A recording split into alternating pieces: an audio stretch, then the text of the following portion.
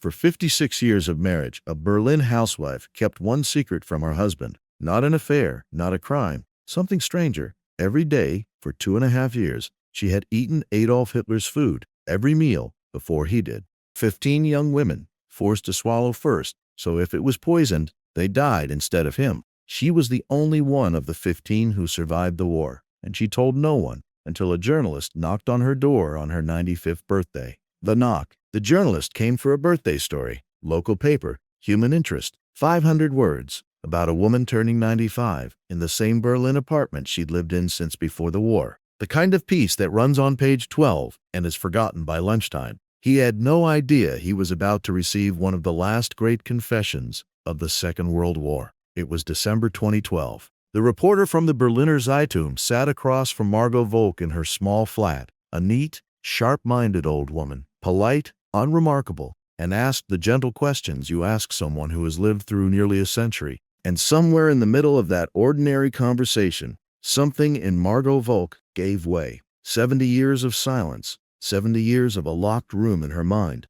and she simply opened it. What she began describing made the journalist's birthday piece irrelevant within a single sentence. A forest in East Prussia, a guarded compound, 15 young women, and food, the finest food in wartime Germany, that each of them had to swallow every day, knowing it might be their last act on earth. These were the worst years of my life, she said. Within months, that quiet flat would have the Associated Press and their Spiegel at its door, and Margot Wölk's face would be in newspapers on every continent. The last living food taster of Adolf Hitler. But before we follow her back into that forest, you need to understand something about this woman, because it's the detail that turns her story from strange into almost unbearable. Margot Wölk was no Nazi. As a girl, she had refused to join the Bund Deutscher Mädel, the female branch of the Hitler Youth. Her father had refused to join the party, and for that refusal, he was punished. This was the family she came from,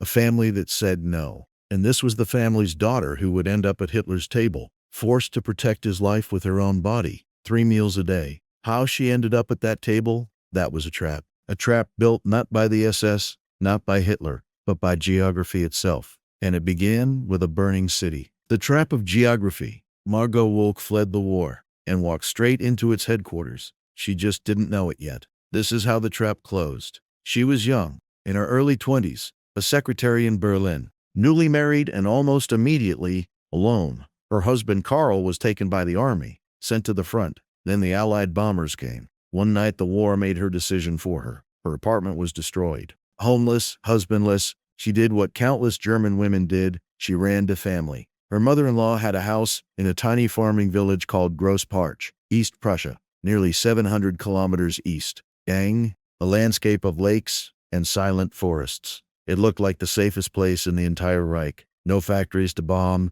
no cities to burn, just fields, geese, and quiet. What Margot Wölk could not know was what the quiet was hiding. A few kilometers from her mother-in-law's garden, buried inside the Missourian forest, under camouflage netting, ringed by minefields and checkpoints and thousands of birds, stood the Wolfschanze, the Wolf's Lair, Adolf Hitler's eastern headquarters. A hidden concrete city of bunkers with walls meters thick, where the Führer would spend more than 800 days of the war. She had fled the bombs and moved in next door to their author. And in a village that small, next to a secret that big, nobody stays untouched. One day, the knock came. The local mayor, acting on instructions from above, he had been ordered to produce something for the headquarters. Young women, 15 of them, selected from the surrounding villages. Margot Wölk's name was on the list. This was called civilian service, conscription in an apron. And in Hitler's Germany, a summons like that had exactly one answer. Refusal was not a concept that existed. Only then did the 15 learn what they had been chosen for. Their Führer, they were told, lived in terror of one specific weapon. Not bombs, not assassins with pistols, poison. He was convinced, obsessed, that the British would poison his food, so the 15 would eat first. A human alarm system. If the food was clean, Hitler ate an hour later. If it wasn't, well, that was the entire point. Margot Wölk, daughter of a man punished for refusing the Nazi party, had just become a piece of Adolf Hitler's security equipment. And the first morning at that table, the first bite, would teach her the strangest lesson of the war. that a plate of asparagus could taste like heaven, and every bite could send you to hell. First taste. In the Germany of those war years, ordinary people were boiling potato peels, bread was rationed, meat was a memory. Whole cities were slowly learning what hunger felt like. Meanwhile, in a guarded kitchen compound in an East Prussian forest, 15 young women sat down each day to the finest fresh food in the entire Reich and stared at it in terror. The routine ran like clockwork. 5 days a week, a bus collected the 15 women from their villages, drove them to the compound at Krausendorf. Every day between 11 and 12, 1 hour before the Führer's own lunch, the tasting began. The plates came from another world. Fresh asparagus, mountains of it, peppers, rice, fine noodles, exotic fruit that most Germans hadn't seen in years. And one thing was never on the menu: meat. Not once in 2.5 years. Hitler was a strict vegetarian. His tasters ate exactly as he did. She would later describe those meals in a single phrase: feasts of sublime asparagus, laced with fear, because every forkful was a gamble with death. Hitler was convinced the British were coming for him with poison. The 15 were the tripwire. So they ate. And then came the worst part, the hour. 60 minutes of enforced waiting, the SS watching them, the women watching each other. Every flushed cheek,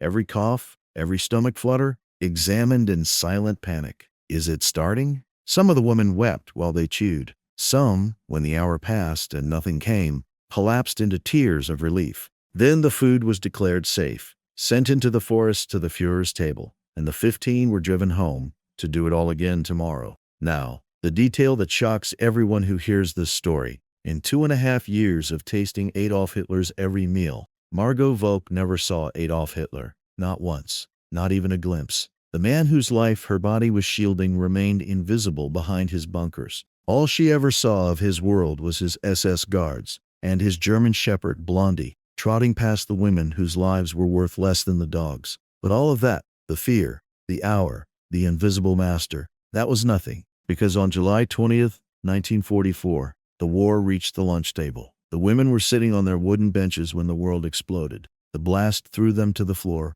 In the chaos, Margot heard someone screaming, "Hitler is dead!" He wasn't. He limped out of the smoke, and then came the vengeance. Nearly 5,000 people were executed in the purge that followed. Suspicion fell on everyone. The easy rhythm of the bus rides ended. Margot was ordered out of her mother-in-law's house entirely, moved into a guarded building near the compound, watched now, day and night. The golden cage had lost its gold. Only the cage remained. And then, in the last weeks of 1944, an SS officer pulled her into a quiet corner. What he told her would save her life. But first, she had to escape the cage. The whisper in the train. Of all the people who could have saved Margot Wölk's life, fate chose the most impossible one imaginable. A man in an SS uniform. The organization that had conscripted her, caged her, and turned her body into poison testing equipment would also, through one single man inside it, hand her the only exit she would ever get. It was the end of 1944.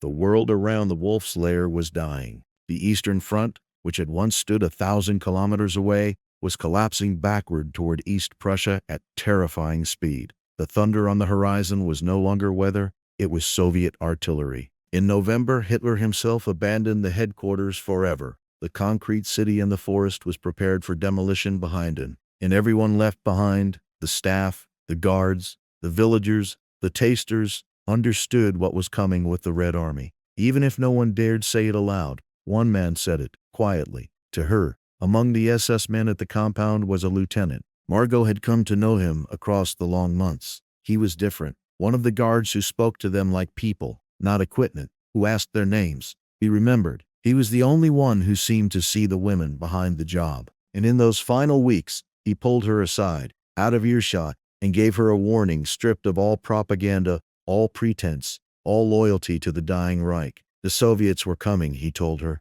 and when they arrived, she must not be here. Leave now, or you will not survive what is coming. Then he did more than warn her. He acted. He arranged to put her on a train west, and not just any train. According to her account, Margot Wölk was smuggled aboard a special train reserved for one of the highest men in the Reich, the private train of Minister Joseph Goebbels, the daughter of a punished anti-Nazi, the reluctant taster. Fleeing the collapsing East in the plush carriage of the propaganda chief, whose regime had stolen her life. She rode that train out of the forest and away from the wolf's lair. Behind her, the 14 other tasters, the women she had eaten beside, in fear for 2.5 years, stayed in their villages. She never saw any of them again. The train carried her west, toward the only home she had, Berlin. She fled Berlin's bombs to the east and landed next to Hitler's headquarters. Now she fled the east, straight back into Berlin,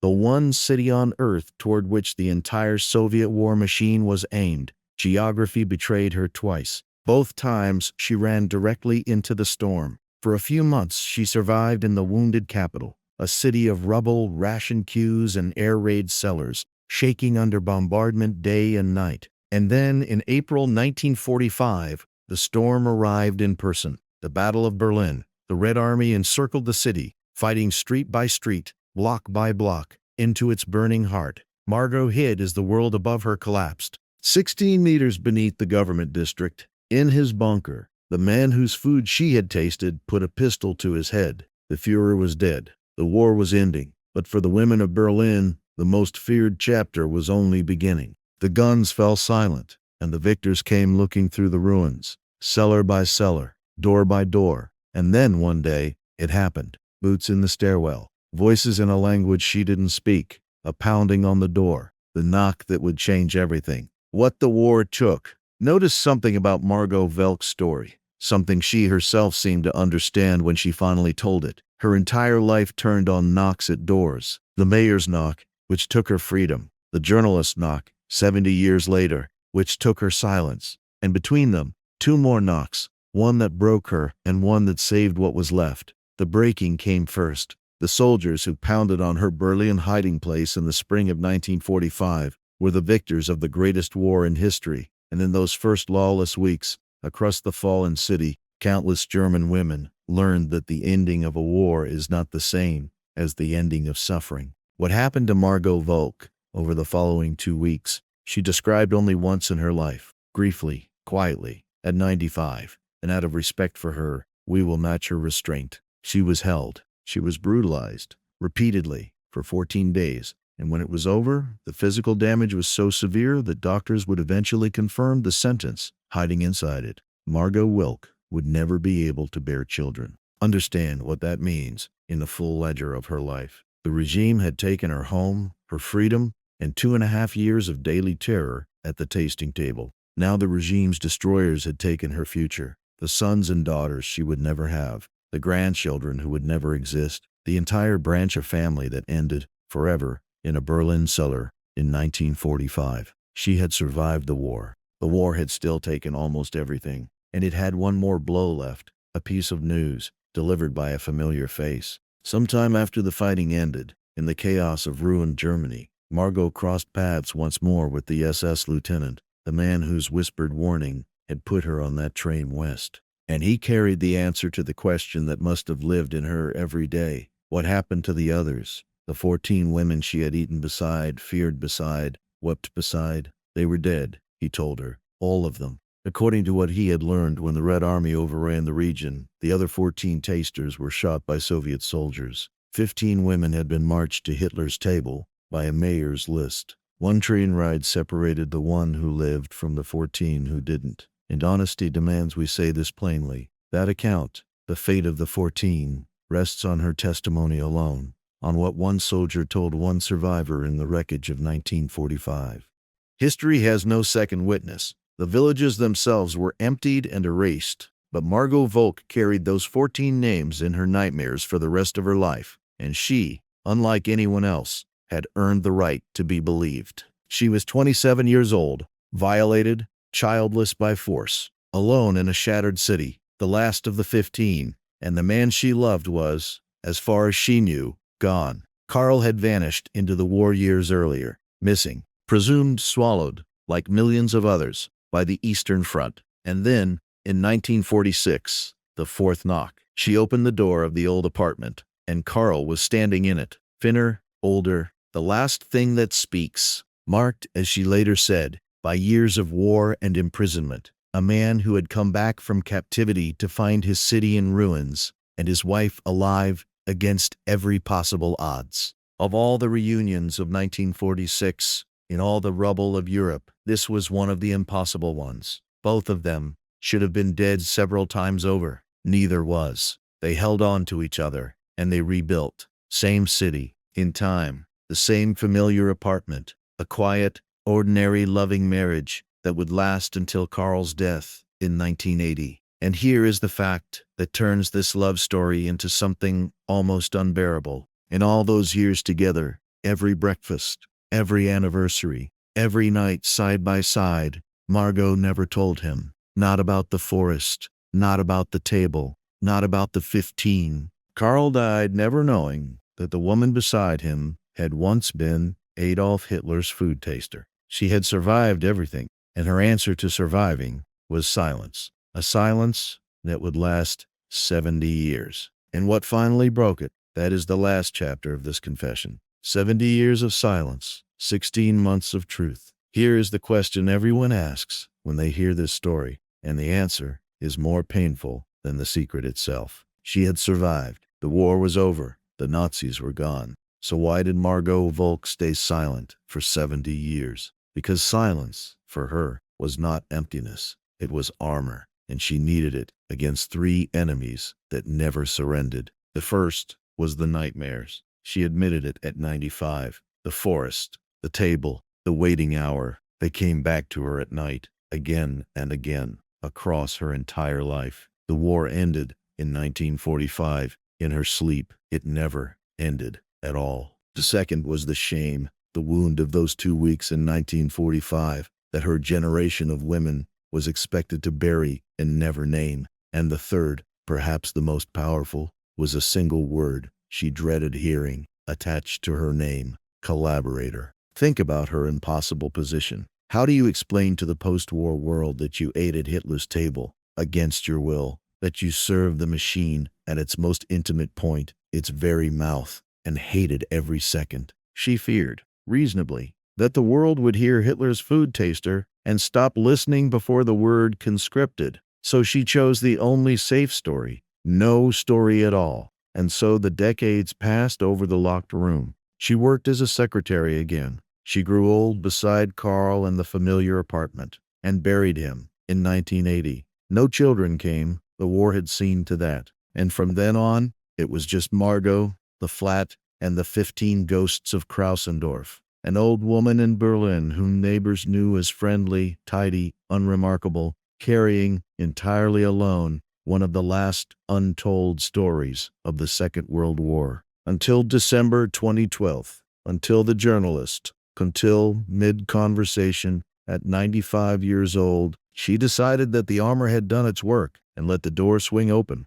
The storm that followed astonished her. Within months, the Associated Press and their Spiegel were in her sitting room. Her face and her asparagus laced with fear appeared in newspapers on every continent. The world's historians realized they were hearing testimony that existed nowhere else on earth. And when she was asked why now, her answer was simple, and it is the moral heart of this entire film. She wanted to finally say what happened, to get it out of herself and into history before it was too late. She made it, barely. In April 2014, just 16 months after breaking her silence, Margot Wölk died in Berlin at the age of 96. 70 years of silence, 16 months of truth. That was the whole arithmetic of her testimony, and it was enough. Her account inspired a best-selling novel, At the Wolf's Table, and then a feature film, The 15 Women of Krausendorf, who for 7 decades had existed nowhere except in one survivor's nightmares, will now never vanish again.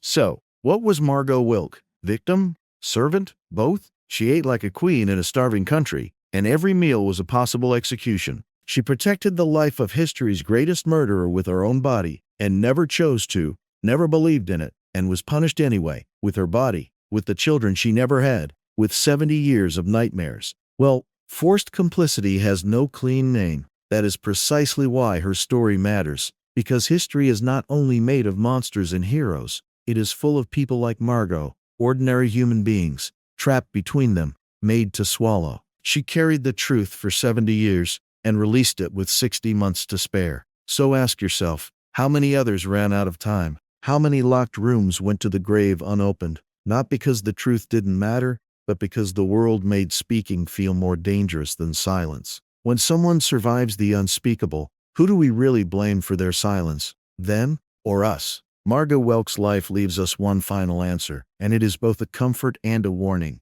It is never too late to tell the truth, but it can be very, very close.